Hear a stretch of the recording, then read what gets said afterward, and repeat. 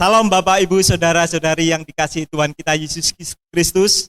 Puji nama Tuhan, kita berjumpa kembali dalam ibadah online Minggu 17 Mei 2020. Segala puji, hormat, syukur hanya bagi Tuhan kita Yesus Kristus atas kasih dan anugerahnya hingga sampai saat ini. Mari kita siapkan hati kita untuk kita masuk dalam hadirat Tuhan. Kita akan memuji Tuhan. Yesus, kemuliaan-Mu pulihkan hati. Yesus, kemuliaan-Mu berkati.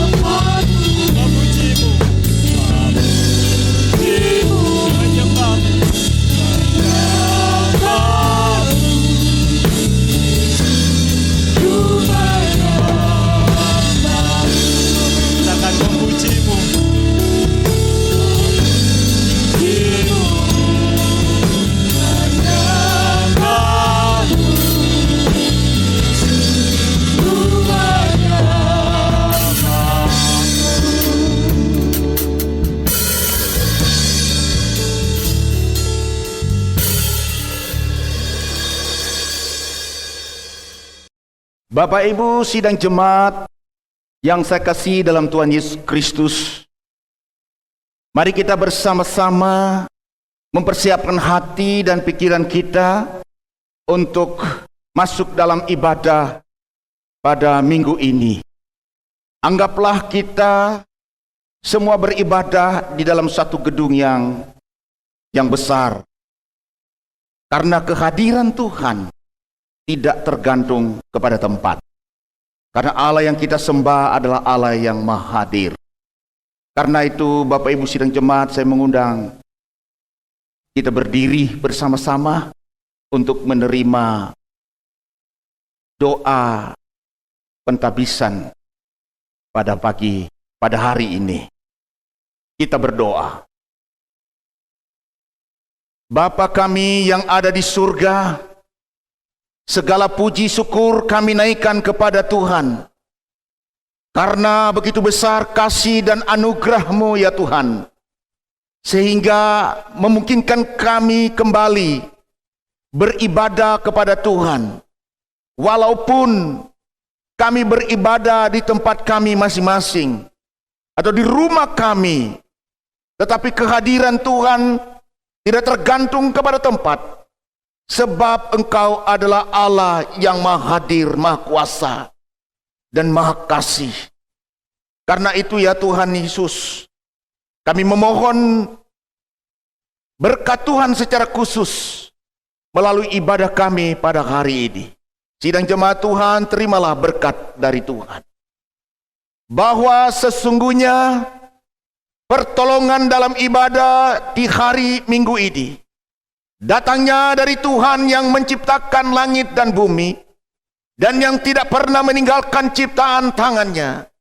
Turunlah atas kita sekalian anugerah dan damai sejahtera dari Allah Bapa, Putra dan Roh Kudus. Bersama-sama kita mengucapkan pengakuan iman rasuli.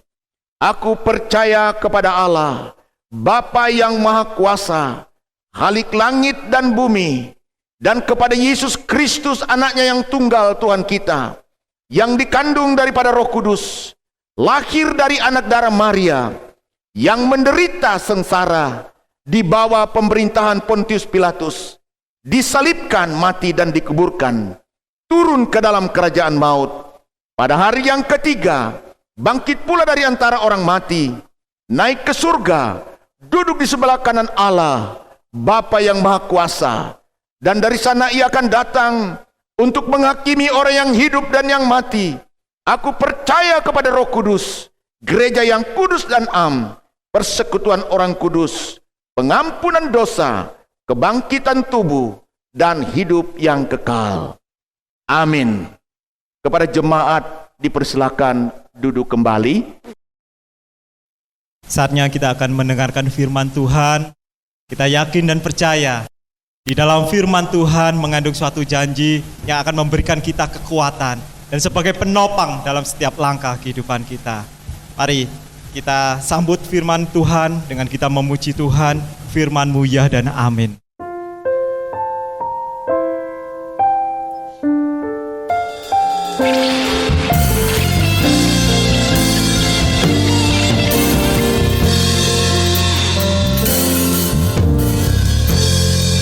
Firman-Mu ya dan janji-Mu menopangku.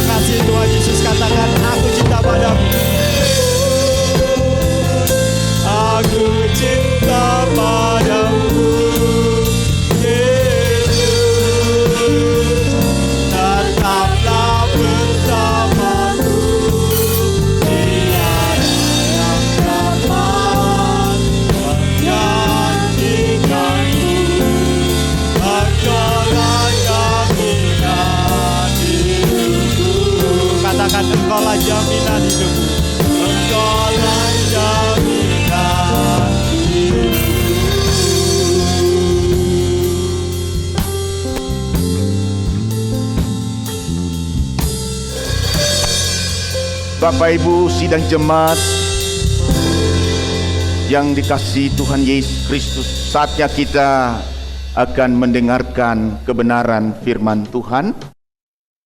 Karena itu mari kita tunduk kepala sebelum dengar firman Tuhan. Kita satu dalam doa. Saatnya Tuhan, kami mau mendengarkan kebenaran firman-Mu. Jamalah hati dan pikiran kami. Berikanlah kepada kami inspirasi, ya Roh Kudus, sehingga kami dapat mengerti dan memahami. Lebih daripada itu, kami menjadi pelaku firman Tuhan. Berfirmanlah kepada kami pada hari ini. Kami siap mendengarkan firman-Mu. Dalam nama Tuhan kami Yesus Kristus, kami berdoa.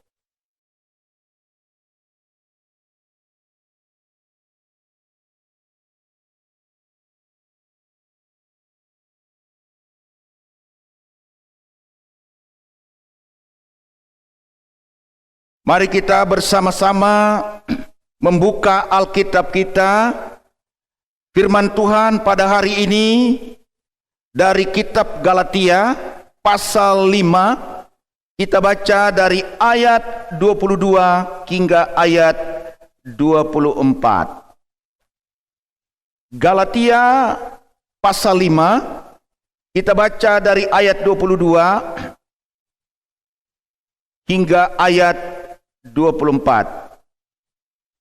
Demikian firman Tuhan. Tetapi buah roh ialah kasih, sukacita, damai sejahtera, kesabaran, kemurahan, kebaikan, kesetiaan, kelemah lembutan, penguasaan diri. Tidak ada hukum yang menentang hal-hal itu. Barang siapa menjadi milik Kristus Yesus, ia telah menyalibkan daging dengan segala hawa nafsu dan keinginannya. Sedemikian jauh pembacaan firman Tuhan. Berbahagialah setiap orang yang mendengar dan melakukan firman Tuhan di dalam kehidupannya hari lepas hari. Tema firman Tuhan dari pembacaan ini berbicara tentang bagaimana tunduk dalam pimpinan Roh Kudus. Tunduk dalam pimpinan Roh Kudus. Latar belakang daripada nats ini, Bapak Ibu jemaat yang dikasihi Tuhan, kitab Galatia ditulis oleh Rasul Paulus sebelum Rasul Paulus bertobat, menerima Yesus Kristus sebagai Tuhan dan Juru Selamatnya secara pribadi. Paulus, dia memiliki jiwa yang semangat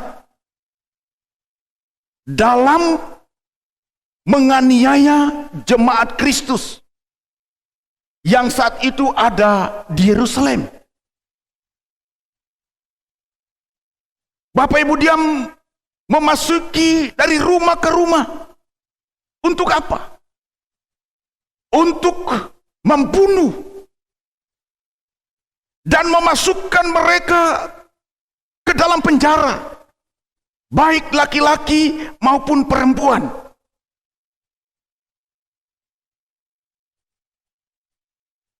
Paulus melakukan semuanya ini karena Paulus sangat benci orang-orang yang mengikut Kristus. Tetapi Bapak Ibu yang dikasihi oleh Tuhan Yesus Kristus, setelah Paulus berjumpa dengan Yesus, pada waktu dia sedang menuju ke Damsyik, tiba-tiba dia di jalan berjumpa dengan Kristus. Dia tersungkur. Dan mulai pada saat itulah dia mengenal Tuhan Yesus Kristus. Dan mulai pada saat itulah dia membuka hati. Dia menerima Kristus sebagai Tuhan dan Juru Selamat secara pribadi. Dan setelah dia bertobat, Bapak Ibu yang dikasihi oleh Tuhan Yesus Kristus, Paulus, dia memiliki semangat, dia memiliki antusias untuk memberitakan Injil Kristus. Tidak disangkali, Bapak Ibu, ternyata setelah pertobatan Paulus, setelah dia menyerahkan hidupnya sungguh-sungguh kepada Kristus, setelah dia menerima pengurapan daripada Roh Kudus, banyak orang yang dia menangkan untuk bersama dengan Kristus. Ini luar biasa, Bapak Ibu. Semangatnya berkobar-kobar. Dahulu dia bersemangat untuk membinasakan, membunuh orang-orang yang percaya kepada Kristus atau orang-orang Kristen. Sekarang Tuhan ubah dia. Dia bukan lagi semangat untuk membunuh dan membinasakan, tapi dia semangat untuk memberitakan Injil. Yang mengubah hati Paulus bukanlah manusia, tetapi Kristus sendiri dan Roh Kudus yang bekerja di dalam hatinya, sehingga dia menjadi orang Kristen yang dipenuhi oleh Roh Kudus. Bapak Ibu jemaat yang dikasihi Tuhan, setelah dia bertobat, atau setelah dia menerima Kristus, bertobat dan menerima pengampunan dari segala dosa-dosanya,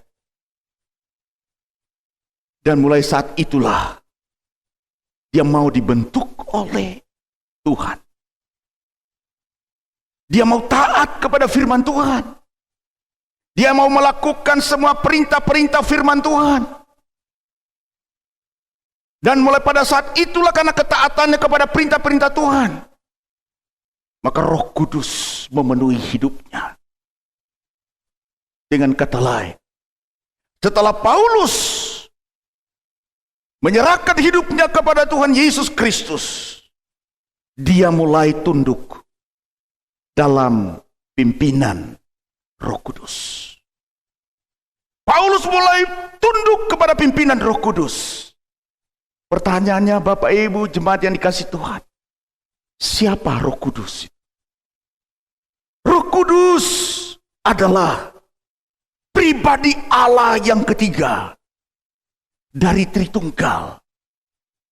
Sekali lagi, Roh Kudus adalah pribadi ketiga, pribadi Allah yang ketiga dari Tritunggal. Roh Kudus adalah pribadi Allah Bapa. Roh Kudus adalah pribadi Allah Anak. Roh Kudus adalah pribadi Allah itu sendiri. Di dalam 1 Yohanes 3 ayat 24 berkata,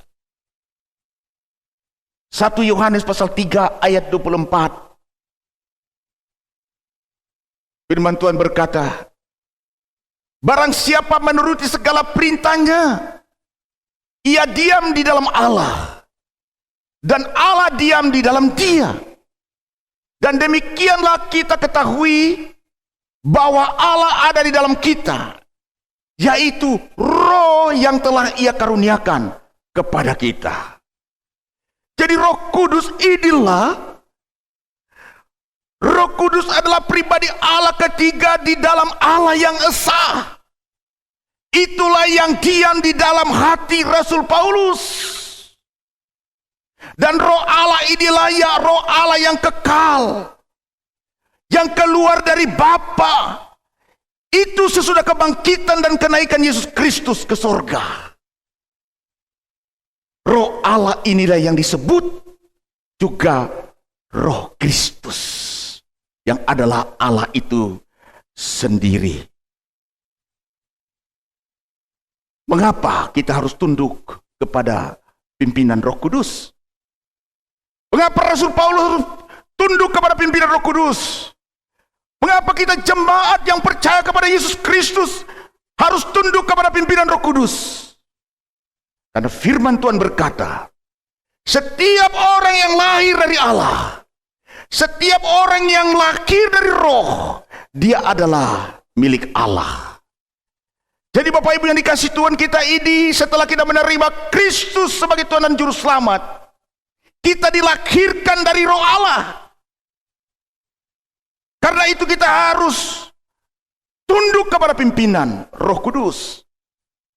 Selain kita lahir dari Roh Allah, juga Roh Kudus adalah pemimpin kita yang tertinggi dari Allah Tritunggal itu.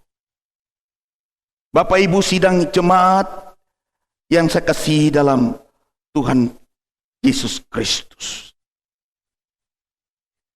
Pada saat Paulus tunduk kepada pimpinan Roh Kudus, dia terus memberitakan Injil. Dan banyak orang-orang yang mengikut Kristus melalui pelayanan beliau. Nah, Bapak Ibu yang dikasihi Tuhan, menjadi jemaat, jemaat bukan berarti mengkristenkan orang lain. Ya. Jemaat, ya, itu berarti yang saya katakan jemaat bukan mengkristenkan, tetapi jemaat memberitakan Injil atau memilih satu kaum bagi Kristus itu sendiri atas segala bangsa yang ada di dunia ini. Itulah arti jemaat. Jemaat bukan berarti mengkristenkan orang lain, tetapi kaum yang mengikut Kristus atas seluruh bangsa yang ada di dunia. Efesus pasal 4 ayat 23-24 sana berkata, Efesus pasal 4 ayat 23, supaya kamu diperbaharui di dalam roh dan pikiranmu, dan mengenakan manusia baru yang telah diciptakan menurut kehendak Allah di dalam kebenaran dan kekudusan yang sesungguhnya. Bapak Ibu sidang jemaat yang dikasihi oleh Tuhan, orang yang sudah menerima Kristus sebagai Tuhan dan Juru Selamat secara pribadi dan mau dibentuk oleh Roh Kudus atau dibentuk oleh Tuhan Yesus Kristus, dan yang mau melakukan perintah-perintah Tuhan, dia pasti mau tunduk kepada pimpinan daripada Roh Kudus. Jemaat yang saya kasih dalam Tuhan, setiap hal yang diciptakan oleh Allah, semuanya itu baik. Termasuk Tuhan menciptakan tubuh kita ini. Ya. Kita memiliki, tubuh ini memiliki keinginan atau memiliki kebutuhannya. Seperti tubuh ini butuh makan. Betul nggak Bapak Ibu? Di dalam tubuh ini kita butuh seks. Ada seks. Seks itu ciptaan Tuhan. Baik atau tidak seks itu? Baik. Semuanya baik yang diciptakan oleh Tuhan. Tubuh ini butuh pakaian. Tubuh ini butuh sepatu. Ya. Tubuh ini butuh materi atau uang. Semuanya untuk apa? Supaya tubuh kita ini terpelihara. Tubuh kita ini dilindungi. Tubuh kita ini dirawat. Karena itu tubuh ini perlu istirahat atau refreshing. Dan lain sebagainya. Karena demikianlah Tuhan menciptakan kita. Tetapi apa yang terjadi Bapak Ibu jemaat yang dikasihi Tuhan? Setelah manusia jatuh dalam dosa, maka tubuh kita ini atau daging kita ini Keinginannya bukan lagi keinginan untuk memuliakan Allah, tapi keinginan daging. Tubuh ini sudah dikuasai oleh dosa.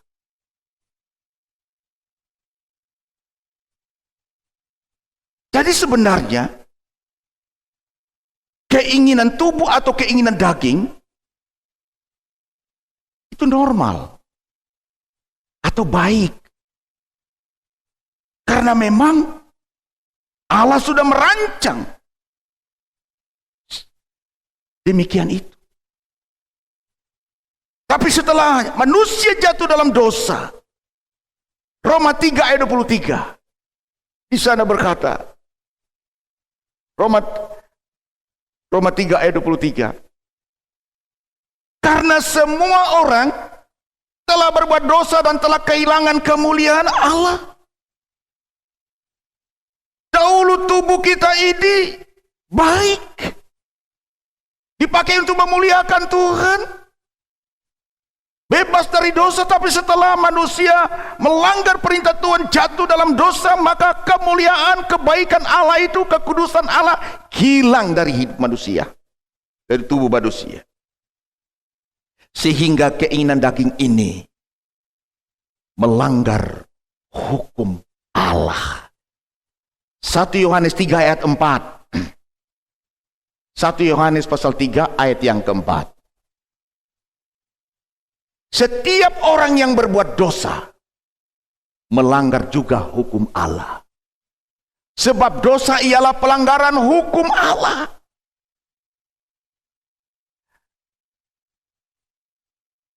Bapak Ibu jemaat yang dikasihi oleh Tuhan Yesus Kristus, saya mau sampaikan demi kebenaran.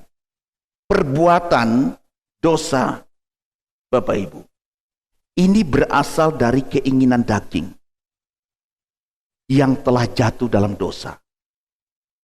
Seringkali kita mendengar, kalau kita berbuat kejahatan, selalu iblis yang dikambing hitamkan. Ya, jadi iblis itu adalah musuh daripada Allah.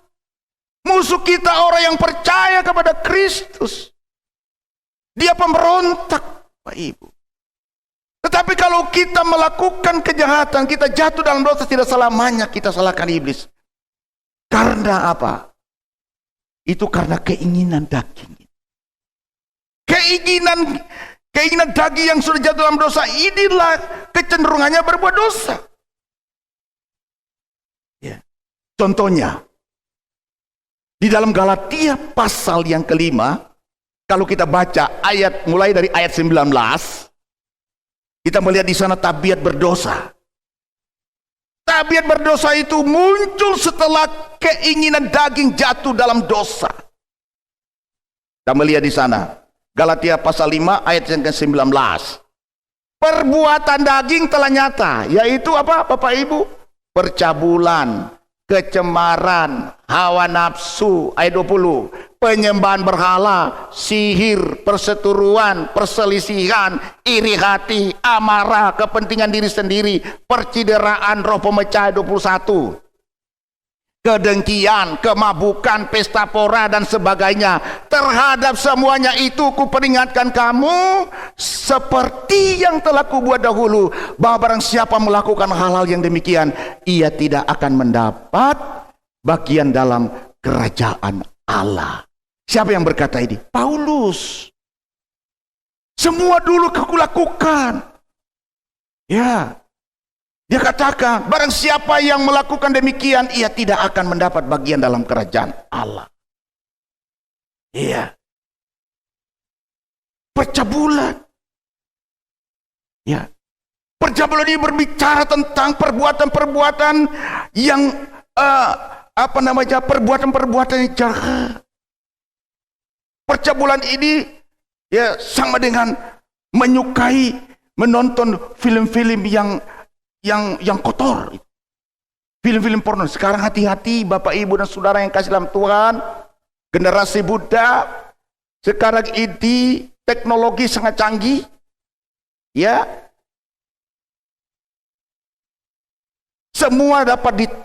semua bisa ditayangkan. Hal-hal yang buruk maupun hal-hal yang kotor. Ya. Ini percabulan. Atau bacaan-bacaan buku. Bacaan buku yang berisikan dosa. Jadi tidak semua buku itu kudus. Jadi harus diawasi anak-anak kita, generasi muda. Ada namanya buku porno, jangan dibaca itu. Kecuali ilmu kedokteran yang bisa baca itu. Yang kedua, kecemaran. Nah, kecemaran ini perbuatan yang jahat atau perbuatan yang kotor. Kecemaran ini juga termasuk pikiran yang kotor atau keinginan-keinginan hati yang kotor. Kolose pasal 3 ayat 5 berkata, Kolose pasal 3 ayat 5. Karena itu matikanlah dalam dirimu segala sesuatu yang duniawi, yaitu percabulan, kenajisan, hawa nafsu, nafsu jahat, dan juga keserakahan yang sama dengan penyembahan berhala. Matikan. Bagaimana cara mematikan keinginan daging ini? Ya, tabiat berdosa ini. Kita harus salibkan bersama dengan Yesus. Jadi setiap hari, kalau kita mau tunduk kepada Roh Kudus, kita harus menyalibkan. Kemudian hawa nafsu, itu artinya mengikuti keinginan. Hawa nafsu ini tidak tahu malu, ya, tidak sopan. Ini sama dengan orang yang mabuk, tidak tahu malu kan? Karena kan dia joget-joget sendiri, ya, pikirannya nggak normal. Kemudian penyembahan berhala. Ini tabiat berdosa, penyembahan berhala. Artinya apa? Menyembah roh-roh orang yang sudah mati. Menyembah kepada patung berhala. Percaya kepada benda-benda yang dianggap itu punya kekuatan. Ya, benda-benda yang dianggap punya kekuatan melebihi daripada Allah, atau menyamai setara dengan firman Allah. Bapak Ibu, kalau Bapak Ibu masih percaya atau menyembah kepada berhala, hati-hati. Dikatakan lagi sihir. Ya, sihir ini artinya orang yang masih percaya kepada dunia hitam, menyembah kepada setan-setan, menggunakan, ini termasuk juga menggunakan obat bius. Ini sihir. Kemudian perseteruan. Ini tabiat berdosa. Perseteruan itu artinya permusuhan, kebencian. Kemudian dikatakan lagi iri hati. Ya, iri hati itu sama dengan benci atau marah, cemburu, tidak suka melihat keberhasilan orang lain. Ya, makanya sekarang ini, coba kalau tetangganya lagi jualan, laris. Ya, tetangganya di sebelah kok kurang laris. Mulai dia santet usahanya. Akhirnya makanannya basi. Itu iri. Seharusnya kita belajar dari orang yang berhasil. Seperti itu. Kemudian geram. Nah, geram ini Bapak sama dengan kemarahan yang meledak-ledak, berkobar-kobar. Biasanya orang yang geram ini, kata-katanya itu tidak karuan-karuan. Kata-katanya itu menyakitkan. Ya, kasar. Ini orang yang geram. Kemudian ada lagi pertikaian. Ya. Pertikaian itu artinya ini adalah ajaran yang memecah belah. Roh pemecah. Ya. Roh pemecah itu sama dengan dia mengadakan konspirasi, atau dia mengumpulkan organisasi yang ilegal, yang tidak sah, Ini memberontak kepada pemerintah, tidak suka dengan aturan pemerintah. Ini orang-orang yang memiliki roh pemecah belah. Kemudian kemabukan. Ya, kemabukan. Ya, kemabukan ini sama dengan orang yang merusak penguasaan mentalnya atau fisiknya. Orang yang terlalu banyak minum bir, ya minum minuman yang mengandung alkohol atau tua atau apa sejenisnya itu, Bapak Ibu yang dikasih Tuhan. Ini sama dengan merusak penguasaan mentalnya atau fisiknya itu sendiri. Ya, di daerah saya itu banyak orang yang mati, ya tiba-tiba mati karena terlalu banyak minum tua, minum. Di sana ada istilah itu cap tikus. Kalau nomor 1 itu Bapak Ibu, itu bisa dibakar. Kalau dibakar itu bisa nyala. Itu mereka minum. Dan banyak orang mati. Nah, ini kemabukan. Ini adalah tabiat berdosa itu. Nah, kalau masih suka minum-minum bir, minuman yang beralkohol, bertobat. Ya. Kemudian pesta pora. Pesta pora ini artinya dia bersukaria secara berlebihan. Ya. Dansa-dansi. Ya. Tidak ada penguasaan diri lagi. Bapak Ibu yang dikasihi oleh Tuhan Yesus Kristus. Dengan tabiat-tabiat berdosa ini, keinginan daging yang sudah jatuh dalam dosa ini, kedagingan kita, Paulus dengan keras dan tegas dia katakan, setiap orang Kristen yang melakukan aktivitas semuanya ini, itu akan mencegah dirinya masuk ke dalam kerajaan Allah. Sekali lagi Bapak Ibu yang dikasihi Tuhan, setiap orang yang masih melakukan aktivitas yang sudah saya sampaikan tadi, itu akan mencegah dirinya masuk dalam kerajaan Allah, yaitu mereka tidak akan memiliki keselamatan yang kekal. Galatia 5 ayat 21. Coba baca lagi. Galatia 5 ayat 21, di sana dikatakan, ya, kedengkian, kemabukan, pesta pora dan sebagainya. Masih ada lagi sebagainya, masih ada lagi kan? Dosa-dosa yang lain tidak disebut. Ya, terhadap semuanya itu menunjuk kepada mulai dari ayat 19 sampai ayat 21 ini, kuperingatkan kamu, kata Paulus, seperti yang telah kubuat dahulu, bahwa barang siapa melakukan hal-hal yang demikian, ia tidak akan mendapat bagian dalam kerajaan Allah ini. Ya. Nah, bagian yang kedua. Jadi Bapak Ibu yang dikasihi Tuhan, berbeda dengan buah roh. Dan setiap orang Kristen yang sudah bertobat dan menerima Kristus sebagai Tuhan dan Juru Selamat dan tunduk dalam pimpinan Roh Kudus, pasti dia memiliki buah roh. Nah ini, perhatikan, ini adalah contoh orang yang tunduk kepada pimpinan Roh Kudus. Buah roh. Galatia 5 ayat 22. Mari kita lihat. Tetapi buah roh ialah apa Bapak Ibu? Kasih. Mari kita lihat. Secara cepat kita bahas. Kasih. Jadi setiap orang yang memiliki tunduk kepada Roh Kudus, pasti dia punya kasih.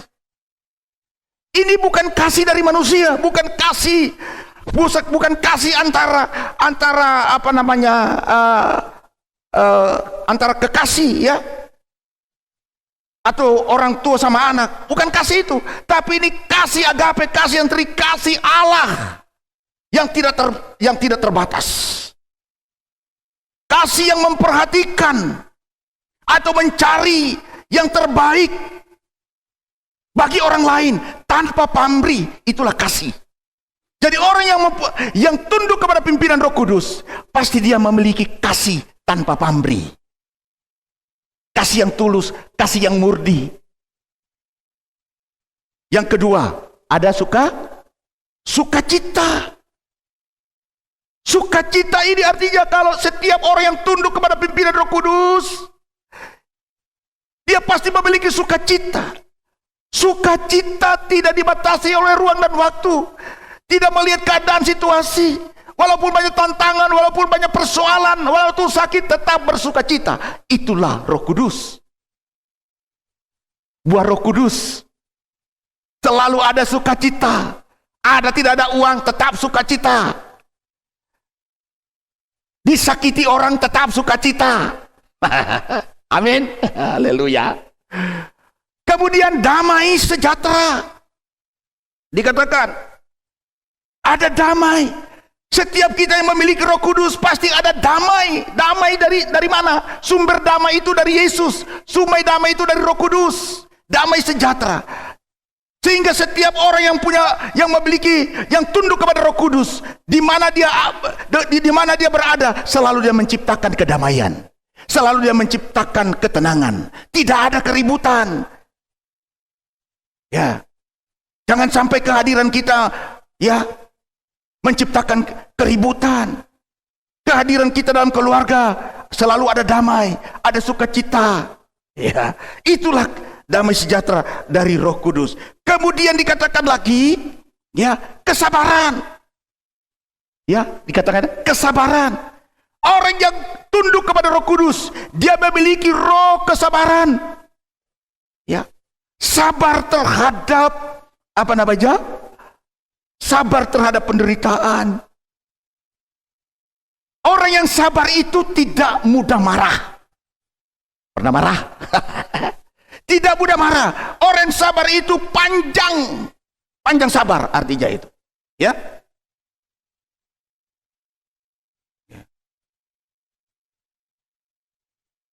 Dia tetap lembut. Kemudian yang berikut lagi, kemurahan. Orang yang tunduk kepada Roh Kudus, dia memiliki kemurahan. Kemurahan itu artinya dia memiliki kebaikan. Ya, belas kasihan, ketulusan. Dia selalu bersedia ikut merasakan apa yang dirasakan oleh orang lain. Rasa empati yang begitu dalam, itu namanya orang yang memiliki kemurahan hati. Oh, kalau dia melihat orang sedih, dia ikut sedih.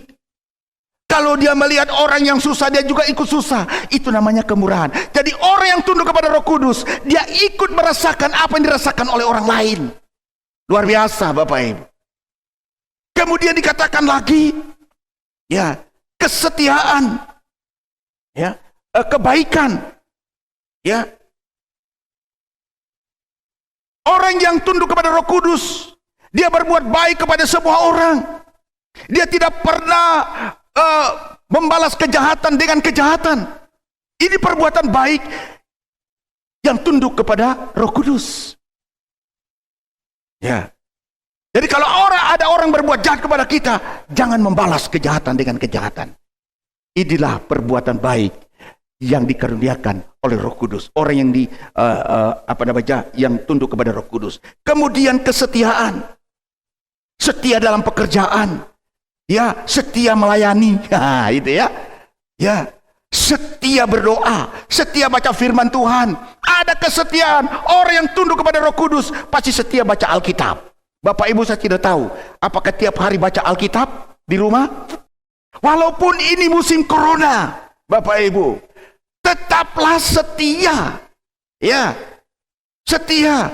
Anak-anak setia kepada orang tua, orang tua setia kepada anak, dan demikian sebaliknya. Istri dan suami sama-sama setia, setia beribadah, setia baca firman Tuhan, setia kasih perpuluhan, setia melayani. Ini orang yang tunduk kepada Roh Kudus.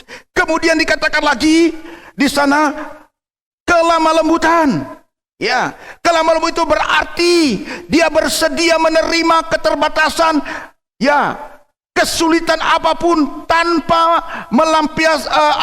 melampiaskan kejengkelan. Ya.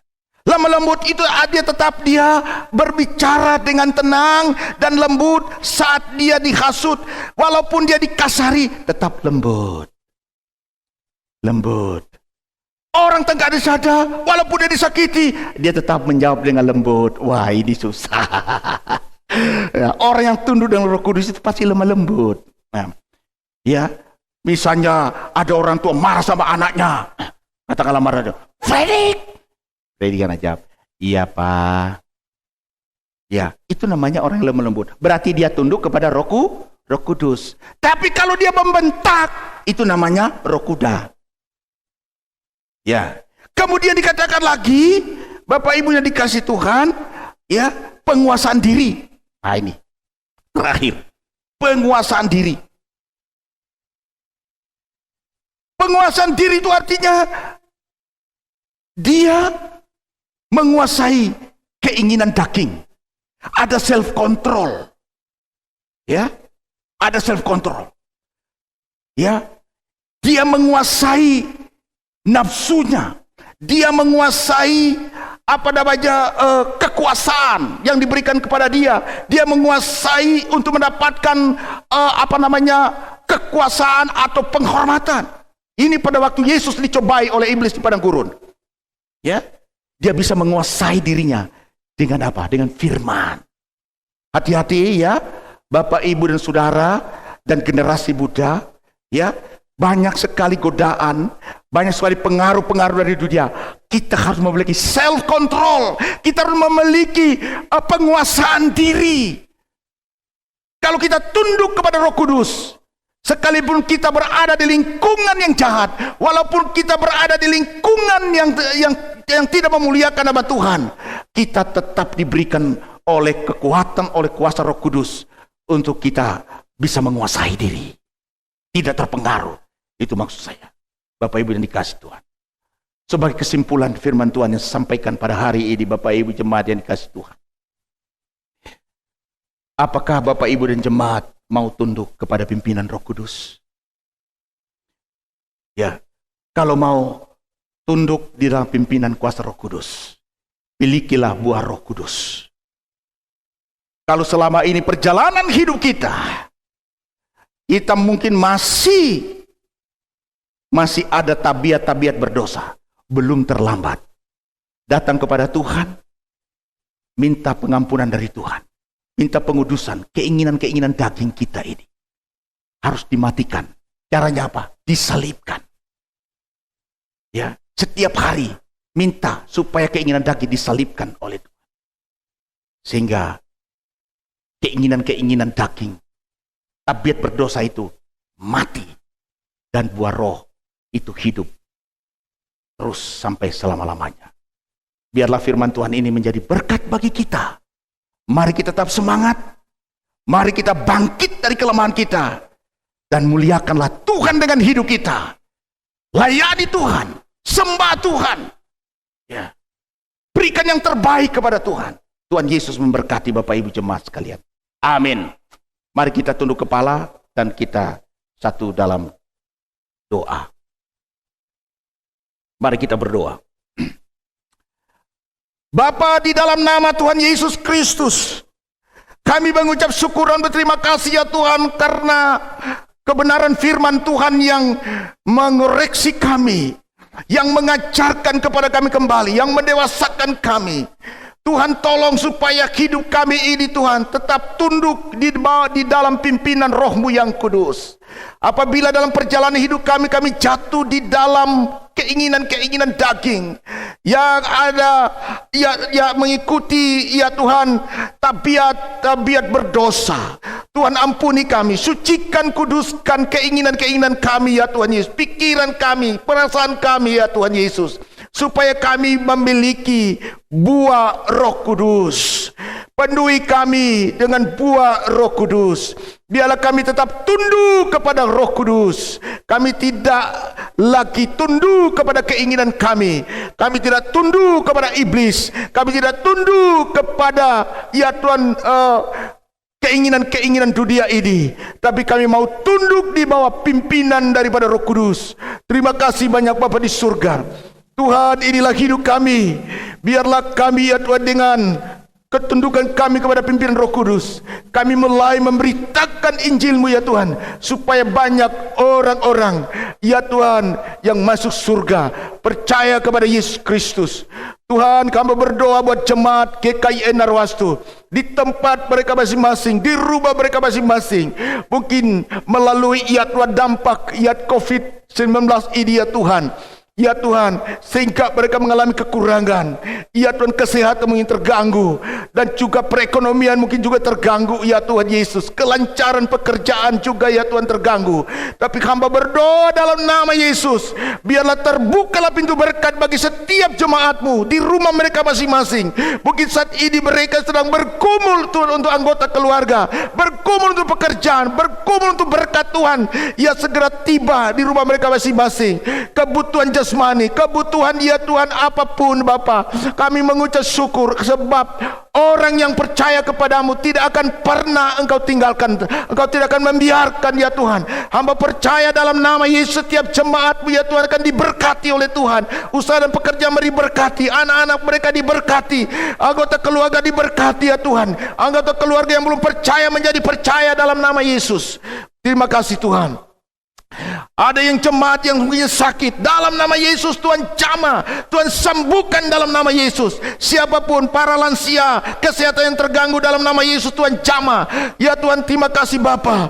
Hamba berdoa ya Tuhan juga Ibu Agus Tuhan itu jamah dan sembuhkan dalam nama Yesus. Hamba percaya pada saat ya Tuhan firman-Mu ya Tuhan datang, ya Tuhan ibu ini dipulihkan dalam nama Yesus. Setiap orang yang sakit siapa saja yang tidak sempat hamba sebut nama mereka masing-masing, yang mungkin sedang mendengar ya Tuhan, hamba berdoa Engkau melihat mereka ya Tuhan, yang ya Tuhan Yesus sedang terbaring karena sakit. Hamba berdoa dalam nama Yesus, Tuhan jamah dan sembuhkan dalam nama Yesus.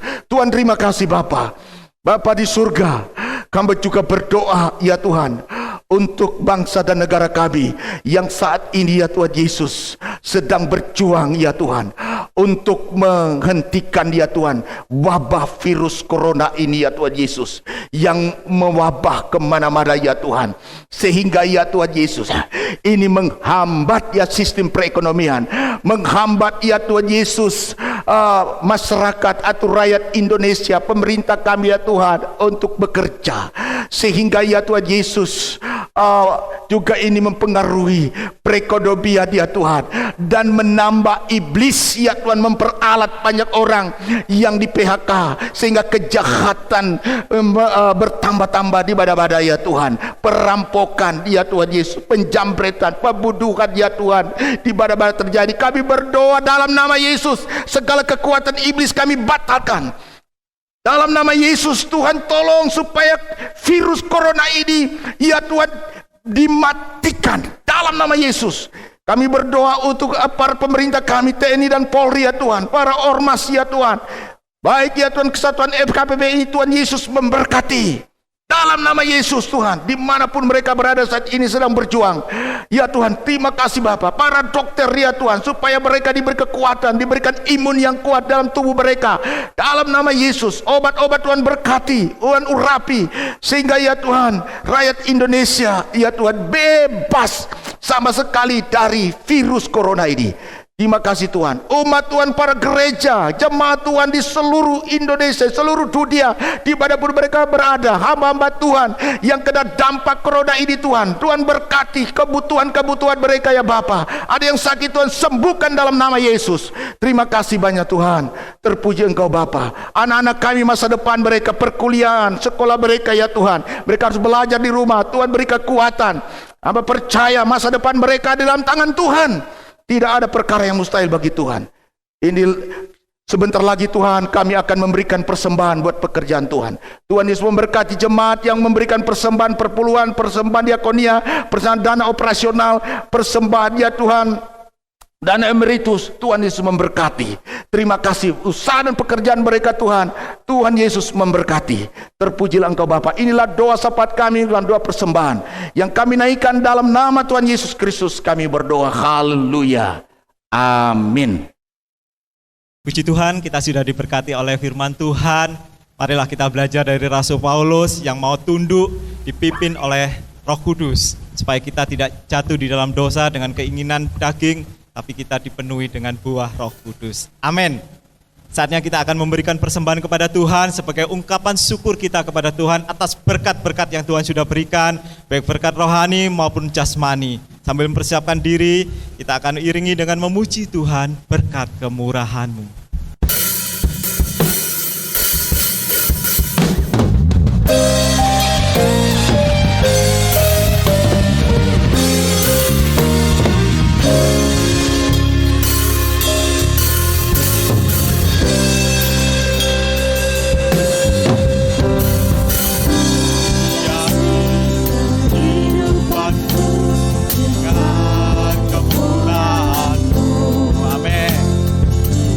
Rancangkan masa depanku penuh dengan harapan.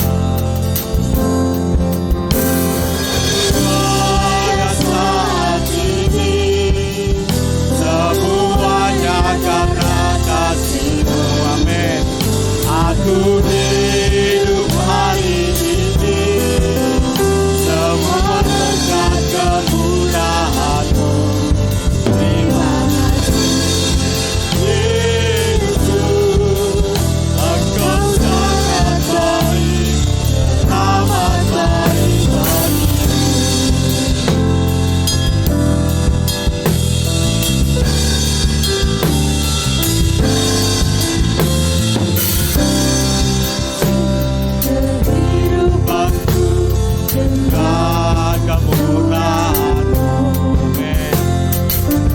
Merancangkan masa depanku penuh dengan harapan. Pada saat ini semuanya karena kasih-Mu, aku hidup hari ini semua berkat kemurahan-Mu.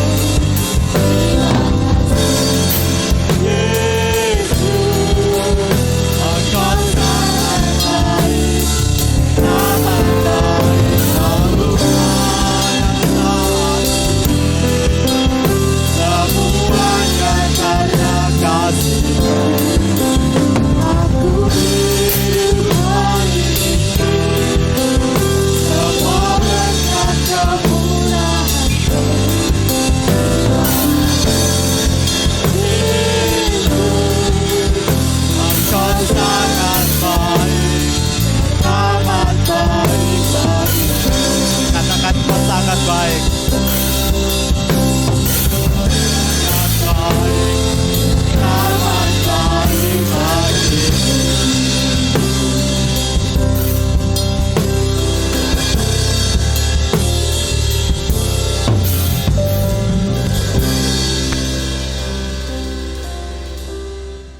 Sidang jemaat yang dikasihi Tuhan Yesus Kristus, tiba saatnya kita akan mengakhiri ibadah kita minggu ini.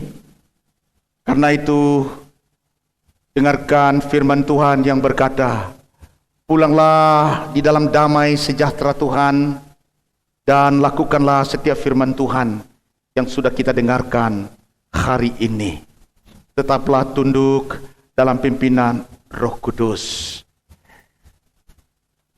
Saya mengundang seluruh sidang jemaat Tuhan berdiri dan terimalah berkat daripada Tuhan.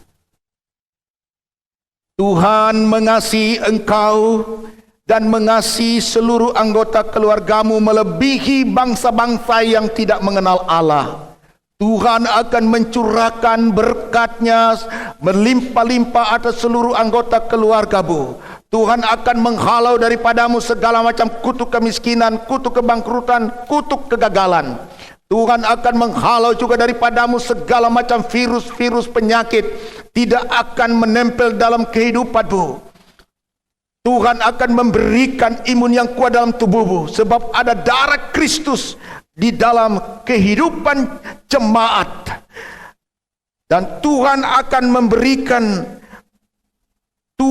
menyinari engkau dengan wajah-Nya dan memberi engkau kasih karunia. Tuhan menghadapkan wajahnya kepadamu dan memberi engkau damai sejahtera. Mulai dari saat ini sampai Maranatha, Yesus datang kedua kali untuk menjemput kita naik ke surga yang kekal. Amin.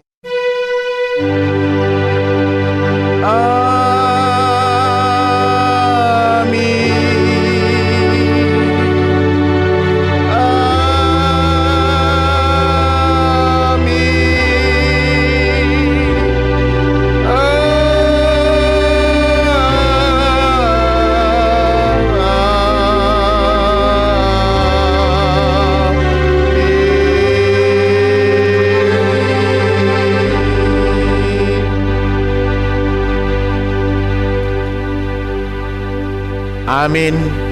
Jemaat dipersilakan duduk. Mari kita saat teduh sejenak di dalam doa.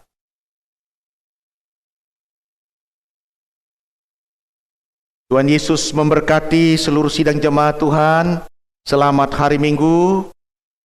Shalom.